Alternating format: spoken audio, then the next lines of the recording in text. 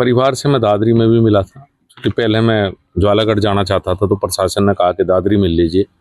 फिर दादरी से परिवार मेरे साथ ही यहाँ तक आया है। जिस तरह से जघन्य हत्याकांड है सोनू का, और एक लोगों का एक विश्वास सा है कि एक व्यक्ति है जो नाबालिग है, लड़का जिसकी गिरफ्तारी हुई, लोगों को न्याय की उम्मीद है, उच्च स्तरीय जांच हो। जब वहाँ की पुलिस के ऊपर भरोसा नहीं है लोगों को, तो कोशिश की जाएगी कि सरकार उच्च स्तरीय में एक जांच कराए। जिस तरह से गरीब परिवार है, परिवार की मदद हो, मैं भी प्रयास करूंगा, और जो दोषी है वो सख्त सजा मिले। कि माता जी और उसकी बहन परिवार में और कोई है नहीं, एक गरीब एक भाई है, शायद वो भी बीमार है।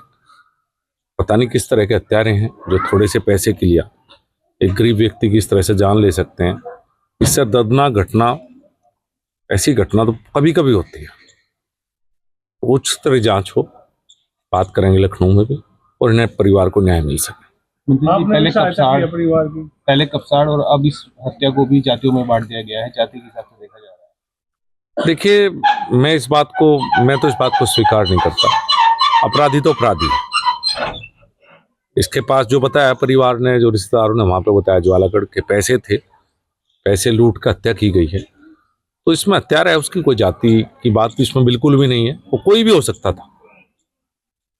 तो इसमें जाति मत से बांटना नहीं हमें, लेकिन परिवार को न्याय मिले, ये महत्वपूर्ण। परिवार की मदद की है आपने, सरकार से भी बात है? जो मैं अपनी तरफ से कर सकता था वो मदद मैंने की है, और सरकार से भी मैं उम्मीद करूंगा और बात भी करेंगे कि परिवार की मदद सरकार की तरफ से निश्चित रूप से हो। मंत्री जी, एक सवाल खड़ा है, विपक्ष के नेता आते हैं उनको रोक दिया जाता है, पक्ष के जितने भी नेता हैं वो लगातार परिवार से मिलते भी हैं, तो ऐसा कौन सा आदेश ऊपर से आता है कि जो विपक्ष के नेताओं को पहले ही रोक दिया जाता है? उनके आने से क्या कोई किसी स्थिति खराब होती है, क्या होता है?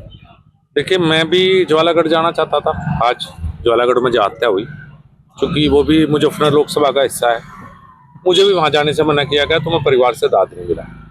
परिवार मेरे साथ ही यहाँ तक आया है। मुझे भी यहाँ पुलिस अधिकारियों ने कहा कि आप घर मत जाइए, आप गेस्ट हाउस बैठ लीजिए। मैंने कहा मैं गली में मिल लूंगा, मैं गेस्ट हाउस नहीं बैठना चाहता। अब ये तो प्रशासन ही इसका देगा, लेकिन अगर आप कहते हैं पक्ष वाले जा सकते तो मैं पक्ष वाला ही खड़ा हूँ और मैं बाहर ही खड़ा हूँ। मुझे भी घर तक जाने के लिए मना किया है। तो ऐसा नहीं कि वो पक्ष और विपक्ष, अब वो तो वही बताएंगे वो रोक क्यों रहे हैं। मैं तो इस बात को ठीक नहीं मानता, लेकिन चूंकि जब वो कह रहे हैं तो ये बात ना चले कि पक्ष वालों को जाने दिया जाए, इसलिए मैं भी बाहर हूं।